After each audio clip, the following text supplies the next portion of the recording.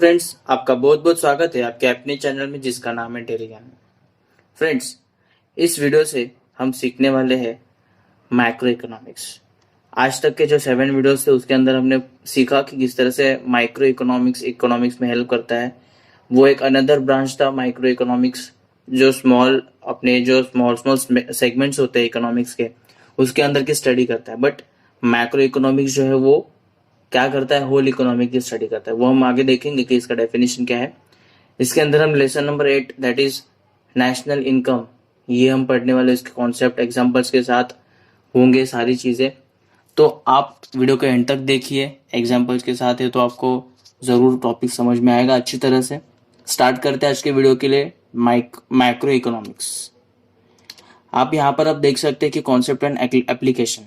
Macro economics exactly होता क्या है?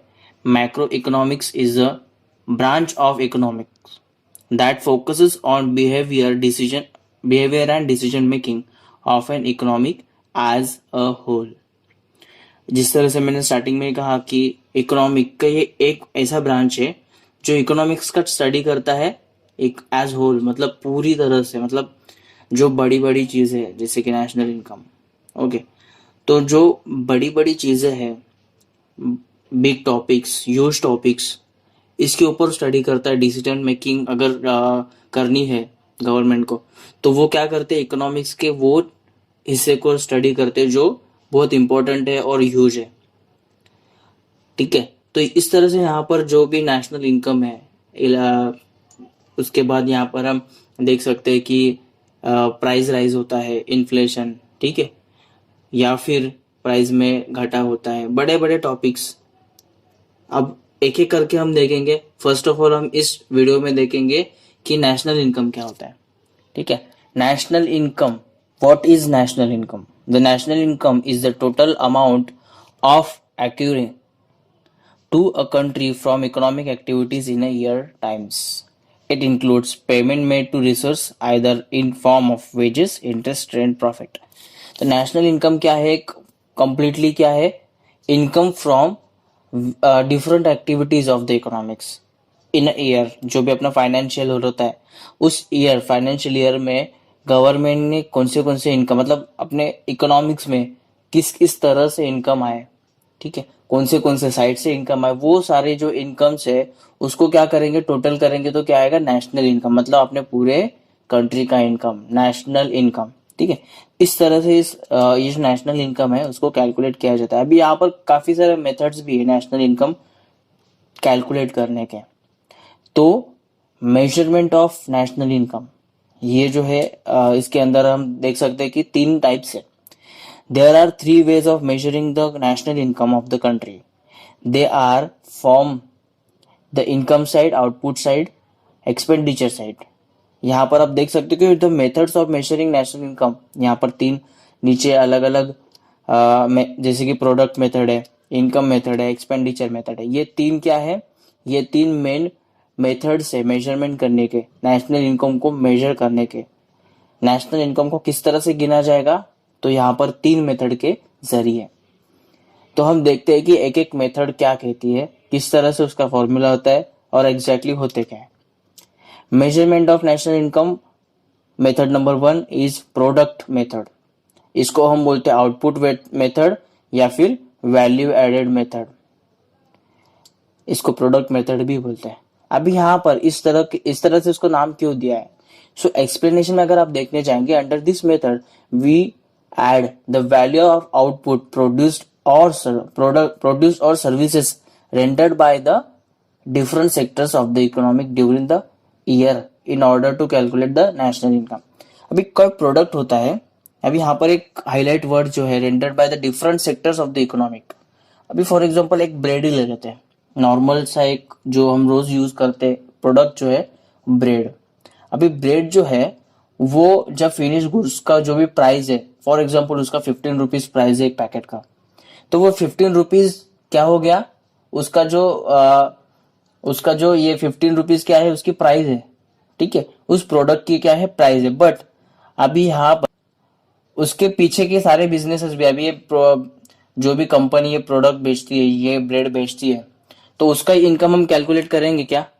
उसका अगर 15 रुपीज वो मैं अगर बेच रहा है तो उसका या फिर कॉस्ट रहेगा उसका 10 रुपीज, तो 10 रुपीज हम कैलकुलेट नहीं करेंगे। हम क्या कैलकुलेट करेंगे, सेक्टर्स। अभी ये ब्रेड बनाने के लिए उसके पीछे कौन सी कंपनीज है। फॉर एग्जांपल ब्रेड की जितने भी मटेरियल्स है, ब्रेड में क्या क्या डालते हैं, ब्रेड के लिए ओवन लगता है, लेबर लगता है, जैसे वीट लगता है, सॉल्ट है, ये सारी चीजें, मतलब कोई भी प्रोडक्ट हो, कोई भी कंज्यूमर गुड हो, उसको बनाने के लिए काफी सारे इंग्रेडिएंट्स लगते हैं और काफी सारे रॉ मटेरियल्स लगते हैं। तो इंग्रेडिएंट्स की अलग अलग कंपनीज होती है, कोई भी इंग्रेडिएंट्स है उसकी अलग अलग। अभी कैडबरी अगर बनाने जाएंगे तो उसकी चॉकलेट की कोई अलग है, फिर कॉफी है तो उसकी कोई अलग कंपनी है। तो एक प्रोडक्ट फिनिश गुड्स बनने के लिए उसके बैकग्राउंड में काफी सारे अलग अलग सेक्टर्स होते हैं, काफी सारे अलग अलग इंग्रेडिएंट्स होते हैं, तो इंग्रेडिएंट्स की अलग अलग कंपनी होती है। तो हर एक प्रोडक्ट को, जैसे कि अभी ब्रेड का एग्जांपल हमने लिया, तो ब्रेड को क्या क्या लगता है, ब्रेड को बनाने के लिए फर्स्ट ऑफ ऑल वीट लगता है। वीट को हम उसकी प्रोसेसिंग करते हैं, फिर उसके बेकिंग करते हैं, फिर उसको सेलिंग करते हैं, प्रोडक्ट प्रमोशन भी करते हैं। तो ये सारे क्या है, अलग अलग सेक्टर है। मार्केटिंग भी आ गया उसके अंदर। ये सारे अलग अलग सेक्टर्स है, जैसे कि advertisement sector, production sector, selling, ये सारे अलग अलग सेक्टर है। तो हर एक का यहाँ पर इनकम कितना है वो कैलकुलेट किया जाएगा। इसी को यहाँ पर प्रोडक्ट मेथड भी बोलते हैं, प्लस वैल्यू एडेड मेथड बोलते हैं। क्या बोलते हैं इसको, वैल्यू एडेड। मतलब हर एक सेक्टर की वैल्यू ऐड होती है, यहाँ पर टोटल प्राइस नहीं ऐड होती है, यहाँ पर हर एक सेक्टर की प्राइस, जिस तरह से पर्टिकुलर प्रोडक्ट में कौन से सेक्टर्स इन्वॉल्व है, ठीक है, advertisement sector, marketing sector, production sector, ये सारे सेक्टर्स की जो कॉस्ट है, टोटल है, इनकम है, वो सारे ऐड होके इस मेजरमेंट में यहाँ पर नेशनल इनकम निकलता है। तो इसीलिए इसको बोलते हैं, ये मेथड को लिखते हैं कि वैल्यू एडेड मेथड। हम नेक्स्ट देखते हैं कि इनकम मेथड। इनकम मेथड यहाँ पर आप देख सकते हो कि NI मतलब national income is equal to RWIP mixed income. R मतलब रेंट, W मतलब वेजेस, इन्वेस्टमेंट एंड प्रॉफिट, ठीक है। अभी रेंट जो है वो किससे रिलेटेड है, अभी यहाँ पर आप देख सकते हो कि यहाँ पर लैंड है, रेंट लैंड से रिलेटेड है। वेजेस मतलब लेबर से रिलेटेड होते हैं। इन्वेस्टमेंट मतलब कैपिटल्स, मतलब लैंड, लेबर, कैपिटल, एंड यहाँ पर एंटरप्रेन्योर से क्या रिलेटेड होता है, प्रॉफिट। और ये बाकी मिक्स्ड इनकम मतलब जो मिसलेनियस इनकम से ये सारे ऐड होते हैं। तो नेशनल इनकम का ये सेकंड मेथड जो है इनकम मेथड, मतलब अलग अलग यहाँ पर जो भी लैंड, लेबर, कैपिटल, ये सारी जो चीजें हैं और एंटरप्रेन्योरी, ये सारी जो चीजें, इनका जो इनकम है वो यहाँ पर ऐड किया जाता है। सम ऑफ ऑल ब्रांचेस ऑफ। तो यहाँ पर rent, wages, investment, profit, mixed income, ये सारे क्या होते हैं, ऐड होते हैं, तब जाके यहाँ पर नेशनल इनकम मिलता है। तो ये सेकेंड मेथड है। Under this method we add income from employment and ownership of asset before taxation received from all the production activities in the economic. Thus it is also a factor income method. इसको second नाम क्या है, factor income method भी इसको बोलते हैं। We also need add undistributed profit of the private sector and the trading surplus of the public sector corporation। तो ये सारी चीजें यहाँ पर क्या होती है, ऐड होती है इनकम मेथड के अंदर। हम अगर नेक्स्ट देखने जाए तो क्या है, expenditure method. Third one is expenditure method. Expenditure method का फॉर्मूला है यहाँ पर, एक्सपेंडिचर मेथड के जरिए अगर नेशनल इनकम कैलकुलेट करना है तो इसका फॉर्मूला क्या है, national income is equal to GDP, gross domestic product. National income को यहाँ पर एक दूसरा नाम क्या दिया है, ग्रॉस डोमेस्टिक प्रोडक्ट। तो gross domestic product is equal to CIGX-M। अभी ये है क्या, हम इस एक्सप्लेनेशन को अगर पढ़ते हैं तो हमें ये चीजें भी समझ में आ जाएंगी। तो यहाँ पर आप देख सकते हो कि this method measures the total domestic expenditure of a economy. It consist two elements, that is consumption expenditure and investment expenditure. यहाँ पर दो टाइप के एलिमेंट्स यहाँ पर ऐड करने होते हैं, that is consumption expenditure and investment expenditure. Expenditure method है, मतलब ये जो CIG ये सारे क्या है, एक्सपेंडिचर्स है। सी मतलब कंजम्पशन एक्सपेंडिचर, आई मतलब इन्वेस्टमेंट एक्सपेंडिचर, जी मतलब गवर्नमेंट एक्सपेंडिचर, और लास्ट में जो एक्स माइनस एम है मतलब क्या है, नेट एक्सपोर्ट। नेट एक्सपोर्ट को एक्स माइनस एम क्यों लिखा है, एक्सपोर्ट में से इंपोर्ट माइनस करेंगे तो नेट एक्सपोर्ट निकलेगा, ठीक है, इसलिए इसको एक्स माइनस एम इस तरह से लिखा है। तो इस तरह से यहाँ पर ये एक्सपेंडिचर मेथड के जरिए नेशनल इनकम कैलकुलेट हो सकता है। अभी यहाँ पर consumption expenditure and investment expenditure क्या है, तो consumption expenditure includes consumption expenditure of the household sector of goods and service and consumption outlay of the business sector and private public authority। And यहाँ पर दूसरा है investment expenditure refers expenditure on making a fixed capital such as plant and machinery. तो investment expenditure मतलब जो fixed asset होते हैं उसके ऊपर जो इन्वेस्टमेंट करते हैं उसको बोलते हैं इन्वेस्टमेंट एक्सपेंडिचर। एंड कंजम्पशन मतलब क्या, कोई भी चीज कंज्यूम करते हैं जैसे कि गुड्स एंड सर्विस, उसके ऊपर जो एक्सपेंस करते हैं उसको क्या बोलते हैं, कंजम्पशन एक्सपेंडिचर। आगे चलते हैं हम कि difficulties in measurement of national income. यहाँ पर आपने देखे कि मेथड्स कौन से होते हैं। सुनने के लिए बहुत इजी लगा हमें कि ये मेथड्स यूज करके हम नेशनल इनकम कैलकुलेट कर सकते हैं, बट हर एक चीज में कोई ना कोई तो ऑब्स्टेकल्स होता ही है। उसी तरह से यहाँ पर जो measurement of national income calculate करने के अंदर भी इसके ऊपर कुछ रुकावटें है, कुछ डिफिकल्टीज है जिसके जरिए जिसके होते नेशनल इनकम कैलकुलेट करने में प्रॉब्लम्स आ सकती है। तो what are this difficulties, one by one हम एक एक रीड करेंगे। First is non monetary transaction. भी नॉन मॉनिटरी ट्रांजेक्शन मतलब उसका मॉनिटाइज नहीं हो सकता, वो मॉनिटर नहीं कर सकते, उसको कैलकुलेट नहीं कर सकते ट्रांजेक्शन। अभी छोटे मोटे ट्रांजेक्शन होते रहते हैं। फॉर एग्जांपल एक छोटा सा एग्जांपल है कि जिस तरह से जो एक्सपेंडिचर्स एक मदर अपने बेबी को बड़ा मतलब जो स्कूल जाने तक उसके ऊपर एक्सपेंडिचर्स होते हैं, फिर वो स्कूल उसके स्टडीज खत्म होने तक मतलब उसको वो सर्विस पे लगने तक उसके ऊपर काफी सारे एक्सपेंडिचर एक बच्चे के ऊपर खर्च होते हैं। जैसे कि हम और तुम जिस तरह से बड़े हो गए, हमने स्टार्ट टू एंड मतलब जो बॉर्न होने के बाद से हमारे ऊपर जो एक्सपेंडिचर हुए तो वो नॉन मॉनिटरी एक्सपेंडिचर है, उसका कोई कैलकुलेशन नहीं है, वो कैलकुलेट भी नहीं कर सकते। तो ये यहाँ पर ऑब्स्टेकल है कि ये जो एक्सपेंडिचर है, ये नॉन मॉनिटरी ट्रांजेक्शन है, ये हम कैलकुलेट नहीं कर सकते while calculating the national income. After that transfer income. Transfer income मतलब क्या कि जिस तरह से यहाँ पर ओल्ड पीपल होते हैं उनको पेंशन एंड ऑल होती है, अनएम्प्लॉयमेंट बेनिफिट्स होते हैं, तो ऐसे कुछ नॉन मॉनिटरी बेनिफिट्स जिस तरह से एम्प्लॉयज को दिए जाते हैं, पेंशंस होती है, ये सारे क्या है, ट्रांसफर इनकम है। तो ये कैलकुलेट करने में प्रॉब्लम्स हो सकती है। Then government incomes. Government incomes मतलब क्या, income earn by the public bodies by transport etcetera.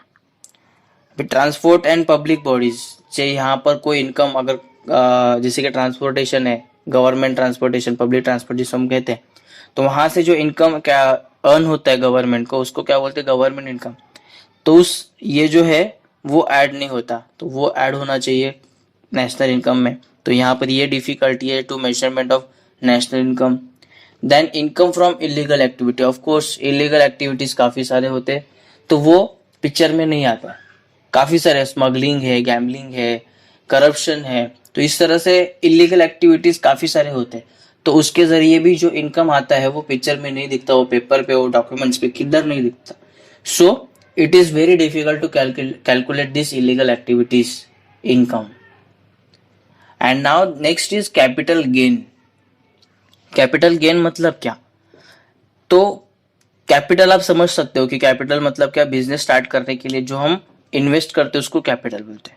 अभी कैपिटल हमने एज अ मनी यहाँ पर पुट किया तो वो एक अलग बात है, बट अगर हमने कुछ एसेट परचेस किया, फिक्स एसेट में भी अलग अलग टाइप है। कुछ एसेट की प्राइस बढ़ जाती है, कुछ की कम होती है। तो यहाँ पर कैपिटल गेन्स मतलब क्या, मिला, कुछ चीजें हमें मिली, ठीक है। कैपिटल गेन्स यहाँ पर आप देख सकते हो कि एक लैंड, फॉर एग्जांपल मैंने 5 साल पहले मैंने एक लैंड ले लिया मेरे बिजनेस के लिए। 5 लाख रुपीज उसकी वैल्यू थी उस टाइम। आज उसकी वैल्यू फॉर एग्जांपल 8 लाख से 9 लाख से वट एवर बढ़ती है। लैंड की प्राइस क्या हो रही है, बढ़ रही है। बाकी हम प्रोडक्ट बाकी एसेट्स की बात हम बाद में देखते हैं, बट यहाँ पर लैंड है, उसकी प्राइस बढ़ रही है, तो हमने यहाँ पर सोल्ड कर दिया। तो सोल्ड करने के बाद मेरे पास इनकम कितना आया, मेरे पास इनकम आया 8 लाख। उसकी जब हमने परचेस किया तो उसकी वैल्यू थी 5 लाख। तो ये 5 एंड 8 इसके बीच में ये क्या है, 3 लाख है कि नहीं। तो यहाँ पर ये प्रॉब्लम होती है कि 8 लाख ऐड करने का कि 3 लाख ऐड करने का। तो यहाँ पर ये डिफिकल्टी आती है। तो मोस्टली तो क्या होता है, कैपिटल गेन्स होता क्या है, जो 3 लाख वैल्यू है, मैंने 5 लाख में परचेस किया था, 8 लाख में सोल्ड किया, तो 3 लाख मेरा क्या हो गया, एक्चुअल प्रॉफिट हो गया या फिर एक्चुअल गेन हो गया, तो उसे बोलते हैं कैपिटल गेन। तो ये इनकम तो 8 लाख आ गई, बट डॉक्यूमेंट पे अगर 8 लाख दिख रही है तो 3 लाख कैसे लेंगे। तो इस तरह से यहाँ पर ये डिफिकल्टी आती है कि कैलकुलेट कैसा हो सकता है। इम्प्यूटेड वैल्यू, अज्यूम्ड वैल्यू, कई बार ऐसा होता है कि कोई भी वैल्यू, कोई भी ट्रांजेक्शन में अजम्पशंस होते हैं पर्टिकुलर वैल्यू के, या फिर बजट निकालते टाइम फ्यूचर बजट है, तो उस टाइम क्या होता है, ये सारी चीजें अज्यूम्ड होती है। प्रीवियस ईयर के बजट के हिसाब से ये अगले साल का बजट निकालना, ये सारी चीजें क्या होती है, अजम्पशंस के लेवल पे होती है। तो उस वक्त भी यहाँ पर ये प्रॉब्लम आ सकती है। Next is inventories. इन्वेंट्रीज मतलब क्या, जो भी मटेरियल गुड्स, उसको इन्वेंट्रीज बोलते हैं, ठीक है। जो भी प्रोडक्ट नहीं, यहाँ पर आप देख सकते हैं कि कोई भी मटेरियल है, एक फिक्स एसेट भी हम ले सकते हैं, फिक्स एसेट को भी हम एज ए इन्वेंट्री मान सकते हैं। फिनिश गुड्स ये एक इन्वेंट्रीज है। तो यहाँ पर क्या बोला है, the firms record inventories eight their original cost और अदर देन रिप्लेसमेंट कॉस्ट। कोई भी यहाँ पर अगर इन्वेंट्री परचेस कर ले तो उसका ओरिजिनल कॉस्ट जो है उसके ऊपर वो रिकॉर्ड होती है, रिप्लेसमेंट कॉस्ट पे वो रिकॉर्ड नहीं होती है। तो यहाँ पर भी एक डिफरेंस होता है इनकम का। Now next is depreciation of course, यहाँ पर जिस तरह से हमने ये कैपिटल गेन वाला पॉइंट देखा था, उसमें क्या है, लैंड की प्राइस इंक्रीज हो रही है, बट यहाँ पर अगर कोई डेप्रिसिएशन, मतलब डेप्रिसिएशन फिक्स एसेट पे माइनस होता है। तो फिक्स एसेट मतलब एज ए एसेट जो यूज करने के बाद उसकी वैल्यूज कम होती है। जिस तरह से मशीनरी है, प्लांट है, व्हीकल है, इसकी वैल्यूज क्या हो जाती है, कम हो जाती है यूज करने के बाद।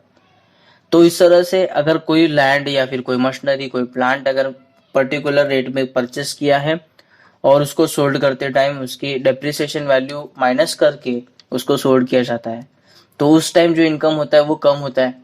तो एग्जैक्टली कौन सा इनकम कैलकुलेट करना है, यहाँ पर ये भी डिफिकल्टीज आती है, ये भी ऑब्स्टेकल यहाँ पर आ सकता है। तो डेप्रिसिएशन भी यहाँ पर एक क्या है, by while calculating national income, it is a obstacle in this.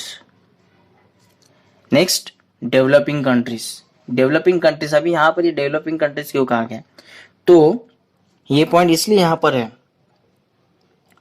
कि स्पेशलाइजेशन डेवलपिंग कंट्रीज में कम होता है। अभी डेवलप्ड कंट्रीज स्पेशलाइज्ड होती है हर एक फील्ड में। डेवलपिंग कंट्रीज मतलब डेवलप हो ही नहीं है, डेवलप हो रही है, उसे डेवलपिंग कंट्रीज कहते हैं, राइट। तो डेवलपिंग कंट्रीज में जो भी टैक्स कैलकुलेशन है, अकाउंटिंग प्रैक्टिस है, स्पेशलाइजेशन है, ये सारा क्या होता है, थोड़ा सा लो लेवल पे होता है, थोड़ा कम होता है, प्रॉपरली एकदम एक्सपर्टाइजेशन के हिसाब से नहीं होता। तो यहाँ पर ये वाइल कैलकुलेटिंग नेशनल इनकम, ये ऑब्स्टेकल यहाँ पर आ सकता है कि ये स्पेशलाइज नहीं है, प्रॉपरली प्रैक्टिस नहीं है, इस तरह से ये ऑब्स्टिकल है, यहाँ पर डिफिकल्टीज आ सकती है। The last one is income from foreign companies. In every country क्या होता है, अलग अलग कंट्रीज के बिजनेस यहाँ पर स्टे करते हैं, यहाँ पर बिजनेस करते हैं। फॉर एग्जाम्पल हम इंडिया की बात ले लेते हैं। इंडिया में भी काफी सारे ऐसे फॉरेन कंपनीज है जो बहुत अच्छे तरह से यहाँ पर बिजनेस कर रहे हैं और उनके बहुत अच्छे से प्रोडक्ट्स भी सोल्ड हो रहे हैं। तो उनका जो इनकम है, उनका जितना भी इनकम है, उनके बिजनेस से जितना भी इनकम आ रहा है, अपने इंडियन लोगों से उनको जितना इनकम आ रहा है, वो क्या है, वो एक पर्टिकुलर इनकम शो पूरा अगर नहीं करेंगे, ठीक है, इनकम अगर कम दिखाएंगे, प्रॉफिट अगर कम दिखाएंगे, और उस इनकम का कुछ हिस्सा, some part of their income they will take away in their content, तो अगर वो इस तरह से अगर करेंगे तो क्या हो जाएगा, अपने देश में इनकम कैलकुलेट करने में प्रॉब्लम आ सकती है। स्पेंड अपने इंडियन लोगों से इतनी चीजें स्पेंड हो गई है, इतना पैसा स्पेंड हो गया, लेकिन उनकी इनकम क्या, उनकी तरफ से इनकम क्या दिखाएंगे, कम दिखाएंगे, तो क्या हो जाएगा, वो थोड़ा मिस कैलकुलेशन हो जाएगा। तो इसी तरह से अपना आज का जो टॉपिक है नेशनल इनकम मैक्रो इकोनॉमिक्स का मेन एंड बिग टॉपिक, ये आज हम यहाँ पर एंड कर रहे हैं। मिलते हैं नेक्स्ट वीडियो में कोई नए टॉपिक के साथ, ठीक है। तो वीडियो के साथ बने रहिए, चैनल के साथ बने रहिए, वीडियो को शेयर जरूर कीजिए, ताकि ये जो आपको नॉलेज मिला है वो वीडियो के जरिए और आपके कलीग्स को भी मिले, दोस्तों को मिले। Thank you so much, have a great day.